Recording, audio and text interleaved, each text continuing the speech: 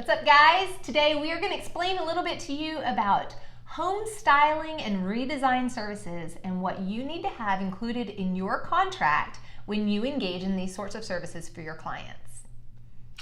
So I think first and foremost, it's important to mention and reiterate that we are not interior designers.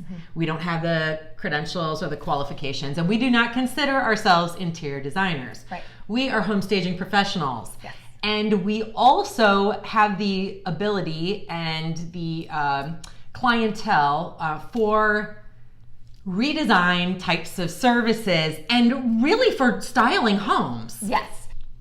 So let's talk about what you as a home stager can do to help clients who reach out to you and say, hey, I love your home staging work. I want you to come help me do my living room. Yeah, you can help them in that regard. It doesn't mean that you're calling yourself an interior designer. You can do decorating services. And by that, we mean you can help them make material selections. You can help them with paint colors. You can help them order furniture, and they can order furniture through you. And it's a great opportunity for you to generate income. You can help them determine flow and aesthetic and colors and all of the things that can create a beautiful space. You can help your clients with that. So if you choose to do this type of home styling service for your clients, you're still going to need to operate with a contract or an agreement, and it's going to look a little bit different than your typical home staging contract. So we're going to talk today about the basic elements that you want to include in a decorating or a home styling contract. So first and foremost, your contract needs to indicate your client's name and address, and of course the name of your business who is providing the services for the client. Next up, you're going to want to talk about the scope of services that you're going to provide to your client. This might be some of those things that you mentioned earlier, Erin. Selecting furnishings, selecting accessories. Yep, your layout and your lighting and your paint colors and wallpaper selections and any of those things. You want that to be indicated and specified on this point in the contract.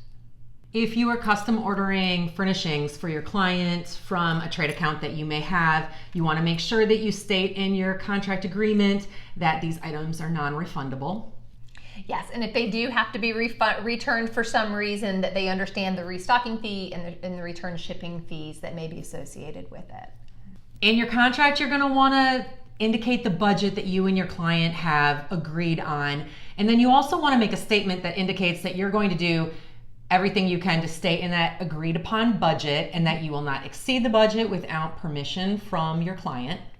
And depending on what state you live in, you're going to probably have to charge sales tax for the items that you sell to your client. So in North Carolina, we have to add 7% sales tax, and we have to collect it on behalf of our clients and then pay it to the state on their behalf. So that needs to be indicated in your contract as well. If you're going to make retail purchases on behalf of your client, you might opt to charge a fee for that. In our case, we charge a 15% fee on top of the price of retail for the selection and the provision of those retail items. And the reason we came up with that formula was because we got into some situations when we were early on in our business where we had a maximum number of hours that we had allocated for the project, and the client changed his or her mind on a number of occasions, and we maxed out those hours really quickly.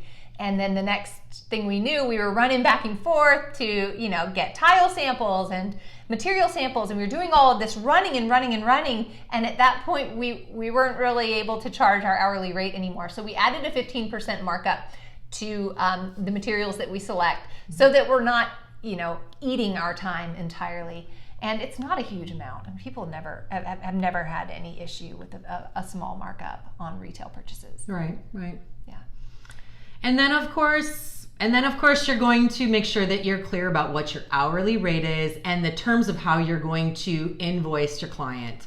We tend to invoice monthly. It keeps it simple. You want your client to be really well appraised, both of where they're at in terms of how much money they're spending as you move forward. And the better your communication in terms of the money handling, the happier everyone is going to be in the long run. Those are the basic elements that you need to make sure that are on your redesign and home styling contract. If you have any questions or comments, drop them in the comments below and hit like and hit subscribe, and we'll catch you in the next video. Thanks for watching.